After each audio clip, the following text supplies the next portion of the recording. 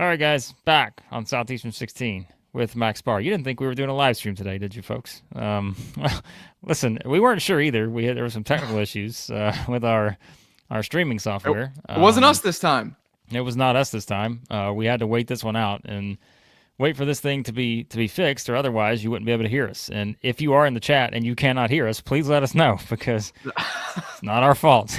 So just please let us know if you can't hear us right now. But we're going to get into the two games tonight, which are going to both take place at Madison Square Garden in New York. As we know, Tennessee, Miami, the number one team in the country, Max, the Tennessee Vols in the AP poll. Number one team in the country, tipping things off 5:30 Central against Miami, who we know has just been really struggling. Tennessee a heavy favorite in that game. And then the nightcap at MSG, Arkansas and Michigan, a big one for the Hogs here. And we'll see what happens with that, Max. So, interesting lineup tonight. You know what is crazy about this league, Blake, is that we can have teams not playing, not even close to playing.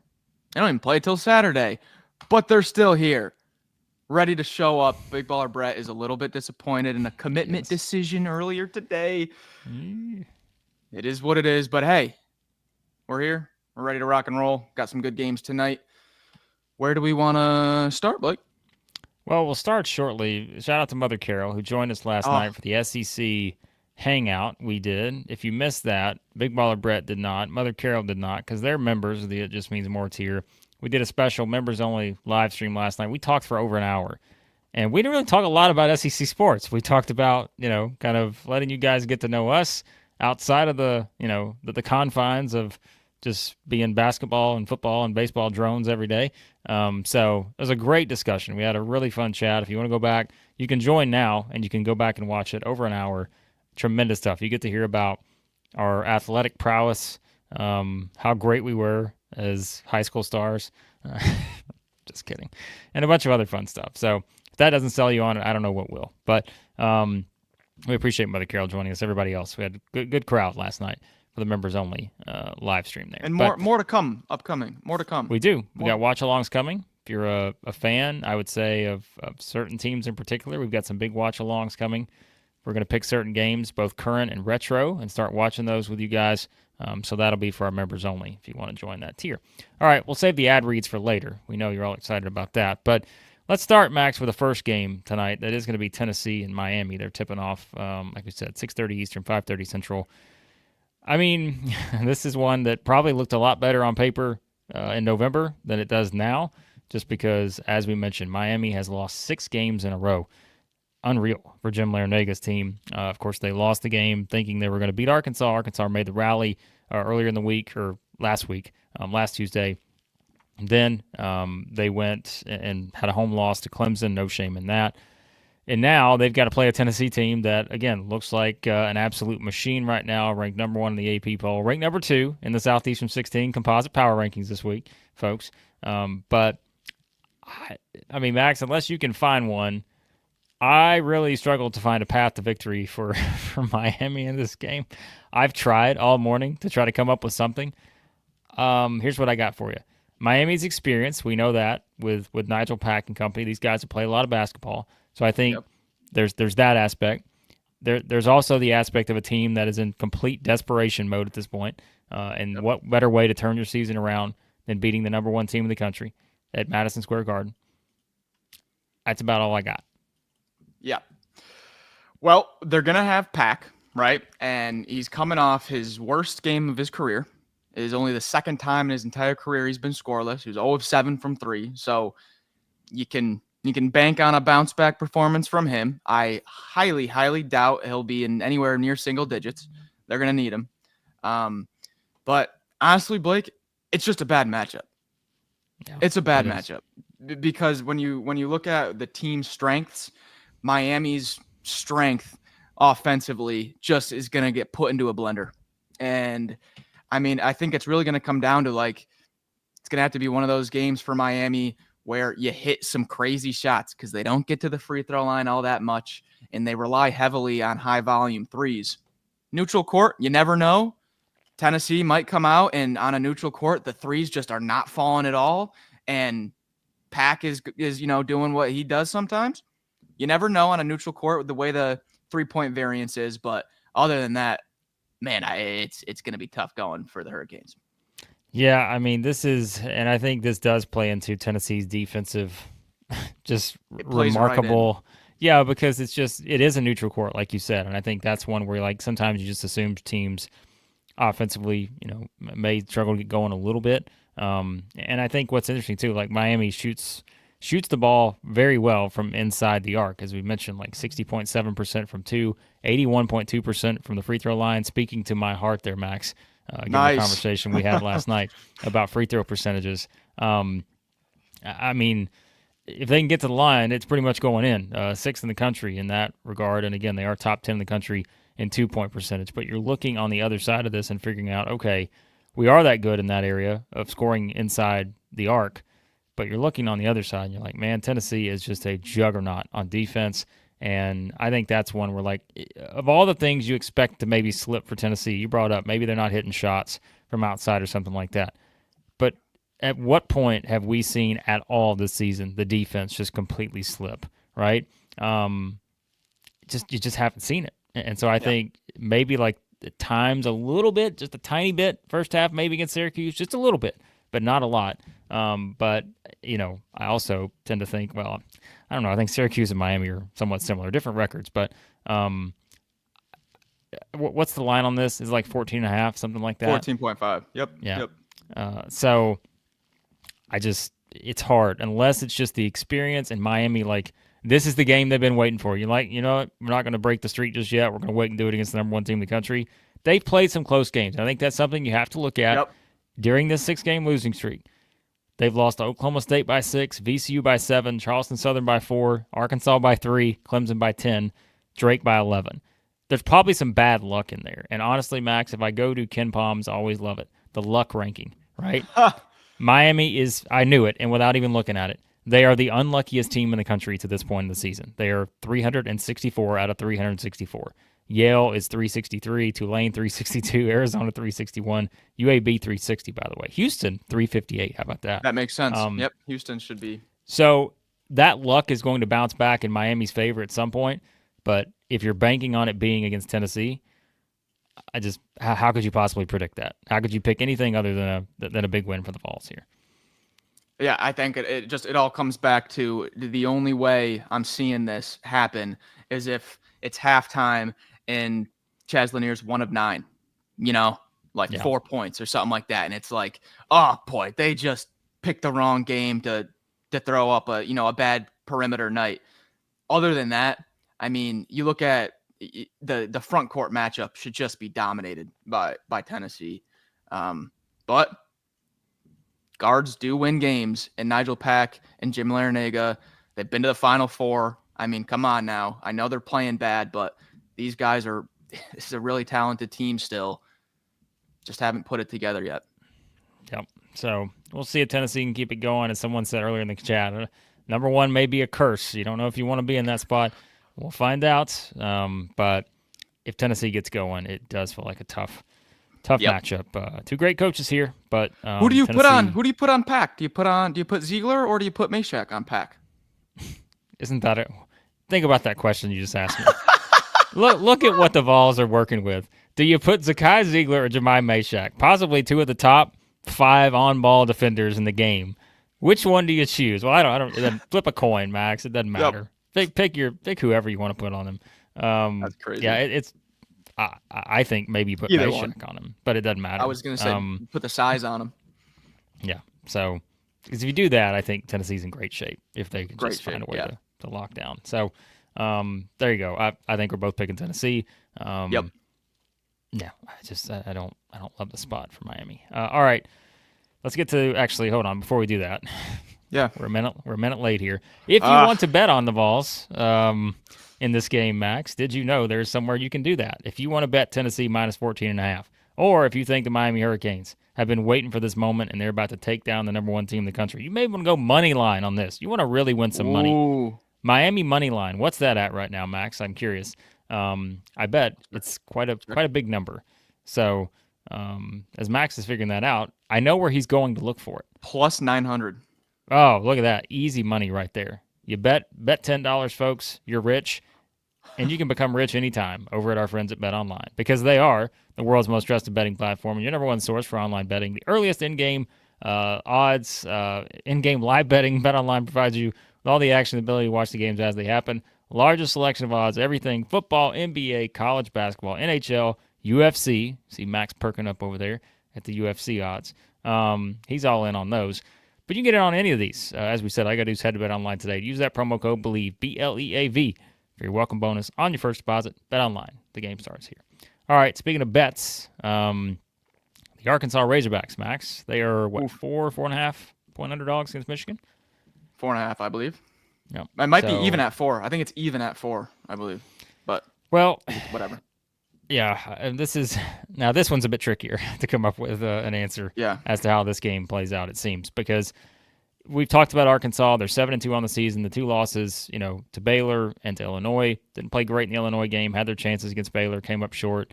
We just mentioned the furious rally at Miami to win that game. But even in some of the games they've won this year, we've said it. They have just not looked like that Arkansas team that, at least on paper, you could have looked at and said, man, that's an SEC title-type contender. The injuries have played a role in that. We've mentioned that many times. But, Adu comes back, playing his highest total of the season. Adu Thero, your guy, Max Barr, you called this months ago, the breakout star in the SEC this season, still doing his thing. And, John L. Davis, we've said the importance of him to this team. It's just he's got to be someone that can contribute scoring-wise, because otherwise this team, I think, is going to struggle with consistency on the offensive side. That's been the name of the game so far. Back-to-back double-digit games for the first time this season, which is wild to say that. But we've mentioned, the injury played a role with him too. And now they get a Michigan team. Dusty May's first season there, coming off a great run at FAU, as we know. And they are rolling right now. They are playing some really good basketball. Wins over Xavier, Wisconsin, Iowa back-to-back-to-back. They've beaten TCU as well this season. Their lone loss by 2 against Wake Forest. That was the second game of the season. But Michigan, another team, like they are defending like nobody's business, and that is worrisome for me in this matchup because Michigan is defense, and I look at the frustration still with Arkansas offensively at times. I think this game is going to be a bit of a grind. I could certainly see that. Even though these are 2 up-tempo teams, I just think from Michigan maybe controlling things defensively. Because remember, too, we said Arkansas is a good defensive team as well. So you got 2 good defensive teams here. Yeah. Does that make this game a little bit more of a grind, even though they both like to get up and down the floor in terms of their style? I think so. Is there a more underrated team in a Power 5 conference than Michigan right now? I mean, you could maybe look at UCLA also in the Big Ten, but when you're talking about the Big Ten, I feel like on a national scale, it's Michigan State, Purdue, Indiana, Illinois, and Michigan has just quietly been on a roll. And they might make their statement. Let's hope not. But I don't think we're gonna have Big Z. He didn't even participate in warmups, so we'll see. I would be surprised if he plays. I would. I would have liked to seen him warm up last game. The other thing that I was looking at, Blake, so Michigan defensively, obviously they start the 2, Auburn legend, and then they also have another ex-SEC player, Namari Burnett. Yep. Been a year at Bama. And Sam Walters. So whole bunch of SEC folks on the Michigan team. They start those 2 7-footers. So obviously the interior offense and interior defense is really good. But what they do defensively also is when you're looking at the opponent, Michigan defensively, their opponent's assist rate, how often their opponent's field goals come from an assist. They are 4th nationally in keeping that number low. They force you into isolation offense. And the one thing I'm a little bit worried about is Arkansas might just say, thank you, and it's a lot of Boogie Flan trying to make something happen. It's a lot of Thiero. You got to go get to the free throw line. You got to make something happen. I really want to see some offense from Arkansas because this is a Michigan defense that just shuts it down so far, at least. Yeah, and I'm looking up the numbers right now because I think these are interesting. I was looking at this earlier, but so like you look at just the scoring distribution, right? Thiero obviously 18.6 points per game Monster. for Arkansas. He's been fantastic. Fland at 15, like you said. Big Z is the third on the team in scoring, averaging 12. But I'm going to you look don't up have right now that. if there's an update. Yeah. I don't think so, though. Davis at 9, Wagner at 9. Then it kind of drops off from there a bit. But you look at Michigan, and I think we talk about them defensively and why they could be tough in the spot. Like, you've got 4 guys who are averaging 12 points a game. How wild is that? Is there any team in the country you think that 4 guys are averaging 12 exactly? 12, 12.1, 12.1, 12.2. Like, he did the same nuts. thing at FAU. He did the I same know, thing. like, that's the thing. Like, we kept talking about that group he had there, and you got Vlad there, of course. He's averaging 12. Danny Wolf's averaging 12.1. Donaldson 12.1, and then Gale 12.2. And it's just, I think when you look at it from that standpoint, like they're a tough guard even for a team like Arkansas who has defended pretty well to this point, and maybe a little bit surprisingly so. Like, I think that was the knock on Arkansas, is a lot of people were asking how are they going to defend this season, but that's actually been the strength so far. And so, yeah, like the offense though is still leaving a bit to be desired, and I think that's where Dusty May offensively, he's always like they're going to run some good stuff, and so yeah. What else you got on this one? Well, there's one Achilles heel, this Michigan team, and they've been turning the ball over a lot. Yep. They've been turning the ball over a lot. And Arkansas, I'm not going to lie, they're going to be able to take advantage of this. I'm thinking a Billy Richmond game, Blake. I'm thinking a Billy Richmond game. All right. Get Billy active on the defensive end, turn some defense into offense, get a little Billy the Kid slam. Bias aside, no, I do think that as efficient as Michigan is offensively, they've been turning it over a lot. And that's an angle that Arkansas can work on here. Michigan 334th nationally in turnovers per game, 15.1 per game. If you look at Arkansas in terms of turnovers forced per game, as we said, that has certainly been a strength at times of this team. I'm looking for where they are nationally. Yeah, 47th, turning it over 15 times per game. So there you go. So like the numbers even out to where if you get 15 turnovers, I like the chances for the Hogs in this game. That has been the norm, as we said, for Michigan, at least from this standpoint. But yeah, this is another one of those games, and I know like Matt jumps in. We always talk about this in terms of like offensive adjustments. I think this will be a game where it's going to be fascinating to see, because I think that Arkansas will have to make some adjustments offensively based on what I expect Dusty May to do in this game defensively. This is what we have to find out. Can they make those adjustments? Can Cal make the adjustments needed to win a game like this? Because they're going to have to. And I know Kentucky fans like Matt are probably not, confident in that happening, just based on what they saw towards the end of, perhaps quite a few eras there in Lexington. But so I'm interested to see how it goes here for this one. So they're going to need DJ Wagner to be a creator, because this Michigan, like I said before, the Michigan defense just takes that away, shuts it down, creates isolation. Last game against UTSA, Wagner, 0 assists, 3 turnovers. Right now on the year, I know we're only a month in, but negative assist to turnover ratio for Wagner. This is a game right here in a huge spot where he can turn this thing around. You're going to need to. They're going to need him. All right. Picks?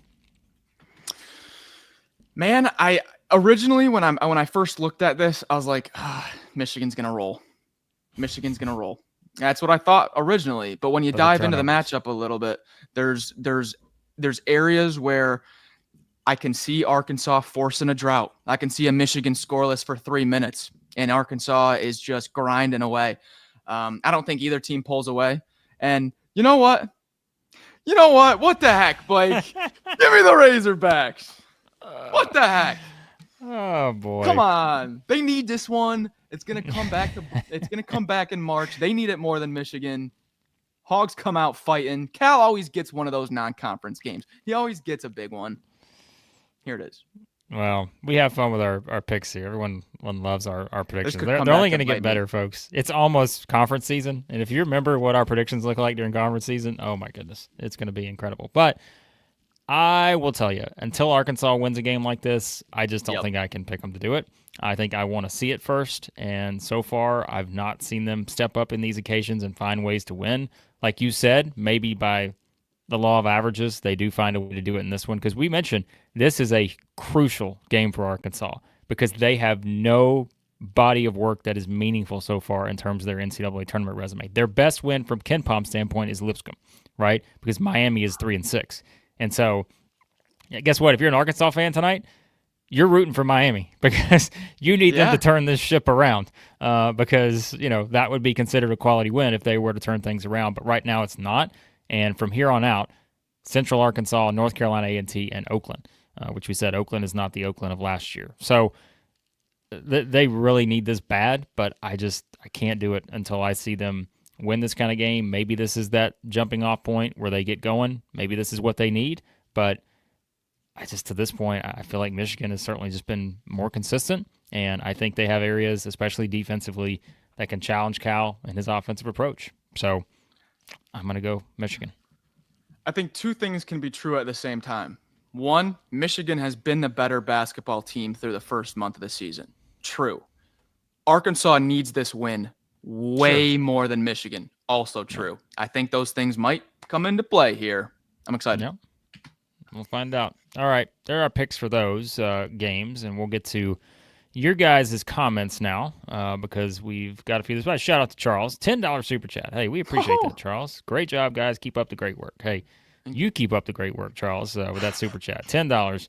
Tremendous stuff. Yes, we appreciate you. And I know earlier it was our friend Tater Tot. Morning isn't complete without watching you guys. Well, my morning's not complete without a good Tater Tot. So me and Max. That's what they always say, the classic. That's what they always say. No, we appreciate that as well. Shout out to Evelyn jumping in for a second live show here. How about that this week? Number 2. No. It was yesterday. I was like, when did we? Oh yeah, that was yesterday. My goodness, like these days just run together. When we do these, yes, and hopefully Evelyn, you had a chance to check out the replay on the members only live show we did last night. Go check that out on your feed if you haven't already. You can go to the homepage to watch that. So a fun hour of discussion that we had. Me, Max Barr, Chris Lee, and Chase Robinson giving some insight into how Southeastern 16 was formed, our favorite SEC sort of memories, our sports memories, and again, which one of us was a free throw shooting legend in high school. Find out. That's not a hook, Max. I don't know what is. There you go. Anyways. All right, let's get to a couple things here. We just had a quick question here. In the Mecca, both games are the Mecca, MSG, New York City. Yeah. Up north. Yeah. So, primetime, big venue, bright lights. Need a big one. Matt asked, can we get some live shows for the Night Owls? Matt, during conference play, that will probably be the formula, I would say. Yeah. Is our live shows may flip from morning to night, but we'll let you know on that. There will be more late night live streams, but unfortunately, like this is just when we have the most people on. If we go right after at 10 Eastern, 11 Eastern, we don't have as many people on. That's why we don't do it as much. So, but for you, Matt, we'll do anything. So we'll do anything for Matt. Not anything. The non-conference is tough because the scheduling always gets pushed back. Brutal. It's brutal. All right, let's get to a couple things. I thought there was an interesting conversation here earlier. And let's see. Oh boy. No. Oh, Max and I had the same response. As soon as we saw it. Sam Smith has checked in. Sam also made an appearance on the members only stream last night. He had a nice little monologue he went through there at the end. But all right. So let's go to this. And sorry, we're not trying to, we're just trying to get hey, we appreciate that, William. Yes. Thank you very much. Hey, we appreciate that. Hope you enjoy the shows every morning. And all right. Let's go back to this. So, Max, the thing comes out yesterday after the AP poll, the top 12, right? And so, Colts for the Super Bowl here. Did we see the whole Week 6 of the AP poll thing? And Sam brings up whoever's in the top 12 in the Week 6 of the AP polls goes on to win the whole thing. So, if we are doing it from that standpoint, okay, let's go to the AP top 12. Here is your top 12 as it stands right now. Tennessee is 1, Auburn is 2, Iowa State 3, and let's just go ahead and address this right now since Donovan brought it up. Can you tell me how Duke is ranked above Kentucky in the AP poll? I have no idea. I cannot. We mentioned that, I think, on something we did yesterday. It makes no sense. It makes no sense. Like, I can't tell you why. They did get the win over Auburn. Yes, that's a great win, but recency bias, I guess. Kentucky has the pair of wins that are probably better, and they did beat them. So I don't know. But Kentucky's at 5. Marquette 6, Alabama 7, Gonzaga 8, Florida at 9, Kansas at 10, Purdue 11, Oregon at 12. So just missing out. Oklahoma at 13, Michigan, who we just talked about, moved all the way from unranked to 14th, Houston at 15, and so forth. So, Max, based on that trend, the champion is coming from the top 12 of this group. And for the SEC, that is 1, 2, 3, 4, 5 of the top 12. Incredible, isn't it? So it's pretty good odds. We're in a good spot, I will say. But also, I will say this, and I am not trying to be a Debbie Downer, but I love trying to predict a national champion like early. Last year I had a bunch of different futures. I had a Purdue future that made it to the championship that I was able to hedge out of. But all the different trends, looking at the VSiN trends of this and that. Last year I banked like my entire futures market on they haven't gone back to back in over 20 years since Florida did it. It's not happening. No one's done it in 20 years. It's not happening. And then look what happened. So I'm seeing this PTSD of us just saying the top 12, we got 5 of them, and then it's going to be the first year ever that who knows wins. So, well, you know what? And I think the conference that could be responsible for that would be the SEC, because if you really think about it, right? Like we talk about how strong this conference is. Like I mentioned, just outside is Oklahoma at 13, which is wild because for any Oklahoma fans that are watching, we had them at 10 in our power rankings. We dropped them a whole 4 spots for doing nothing but winning 2 games, but it was because of what everybody else did in front of them. Oklahoma, and that's why we're different than the AP poll, by the way. Oklahoma at 13, Texas A&M at 17, Ole Miss at 19, Mississippi State was at 25, Missouri was the 4th team in terms of getting the most votes. Beyond that, Arkansas was the 6th team, which I'll just say it, I don't know that I agree with. But, you know, I think it's just like, would it shock us if one of the SEC teams outside the top 12 right now wound up winning the whole thing? No. No. Not with the way teams are playing right now, it wouldn't, because we've seen this tournament and the way it plays out. But, yeah, I think it's going to be fascinating to see. Again, likelihood, the numbers suggest it will be one of these 12 teams. But, they're outliers, trends are made to be broken. And, it's just, I think it wouldn't shock us at all if that happened. Because Houston's at 15 too, by the way, and I don't think that's a team that you're going to count out of winning a national championship anytime soon. And UConn at 18 either. So, humor me. Who out of the not top 12, whoever doesn't fit that, who do you think is the dark horse that from the SEC that's got the best chance on cracking this? Because I think Ole Miss might be a scary team to play in March with that defense and how they shoot threes and all those guards. I could just see a classic Chris Beard run to the Final Four again. You're going to be surprised by this, but it's because I think... Are you going to say what I think you're going to say? Yeah. But oh my God. It's because they are the most volatile team, I think. And that is Texas A&M. I don't know how.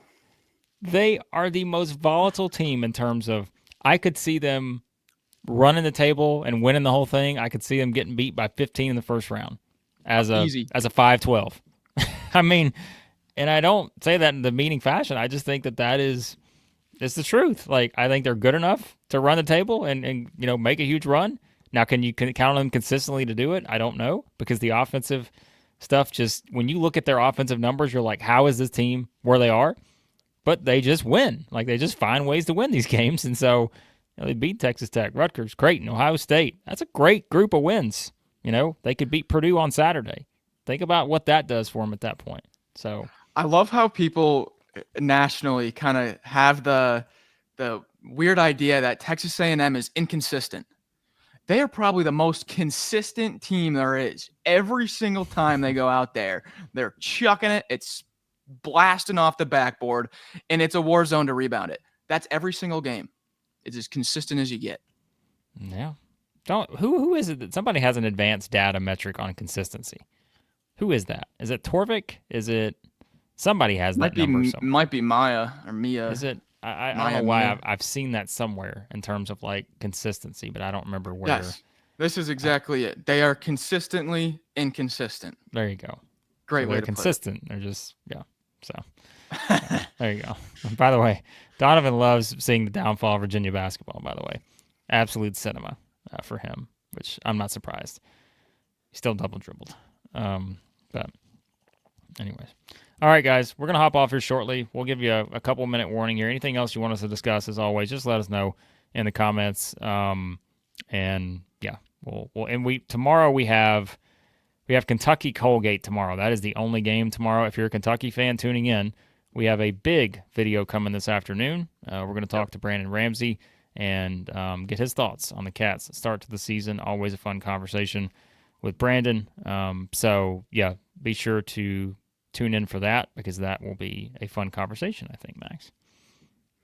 Yep. Can't wait to talk to Brandon when we met with him in the summer. Fun video.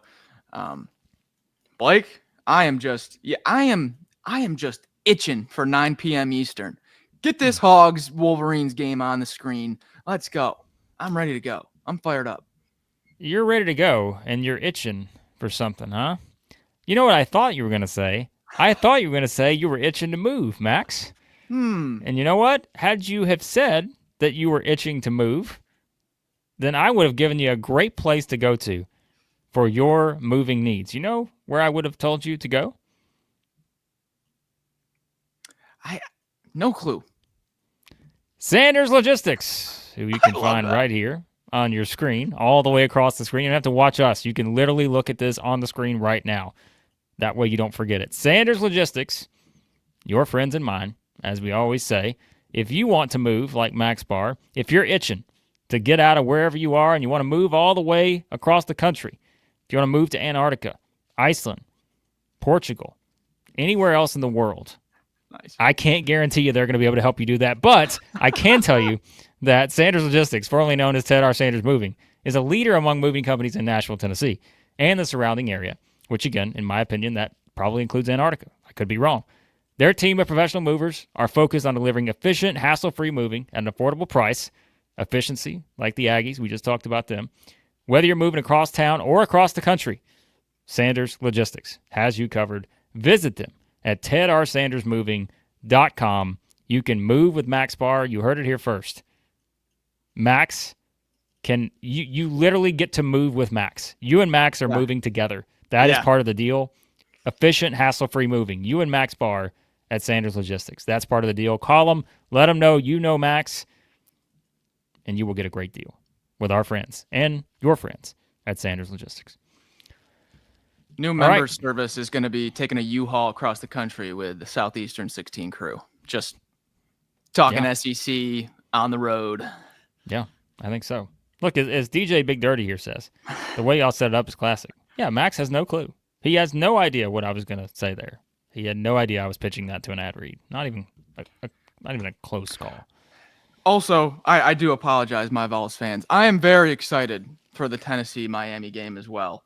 I am interested what the Vols fans think. We released the SEC Bully Ball watch list after 1 month into the season. Oh yes, the committee lost a lot of sleep over the Vols roster because there's a lot of options. Committee went with Akpara, but got a little bit of pushback for not putting in Cade Phillips.